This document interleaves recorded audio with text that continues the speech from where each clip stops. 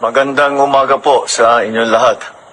Sa palagay ko po ay nabalitaan nyo na po na binomba ng Israel at saka ng Amerika ang Iran.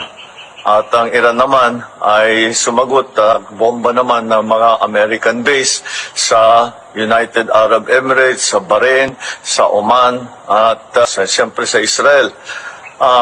Alam naman natin na napakarami ang Pilipino diyan sa bandang Middle East. I'm sure nag-aalala kayo sa inyong mga kilala, mga kaibigan at mga kaanak na nandun. Mula nung nabalitaan natin na nagsimula itong gera, ay nagmo-monitor na kami kahapon pa ng late afternoon sa ating mga embassy, sa ating mga labor attaché, sa lahat ng mga embassy natin doon sa Middle East.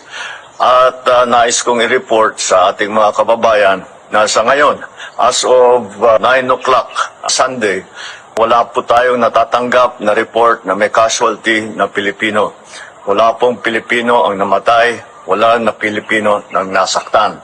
At sa ngayon ay patuloy ang aming pag-monitor para tiyakin na nasa magandang kalagayan ang ating mga kababayan sa Middle East.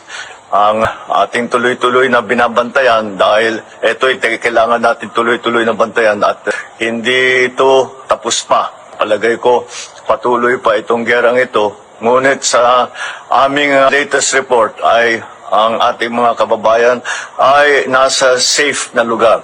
At sila ay kapunta sa mga bomb shelter kung saan sila at lumalayo sila doon sa mga bases ng Amerikano upang hindi naman sila mapalapit sa alanganin. Patuloy po ang pagre-report natin habang dumadating po ang report sa akin. Magandang umaga po.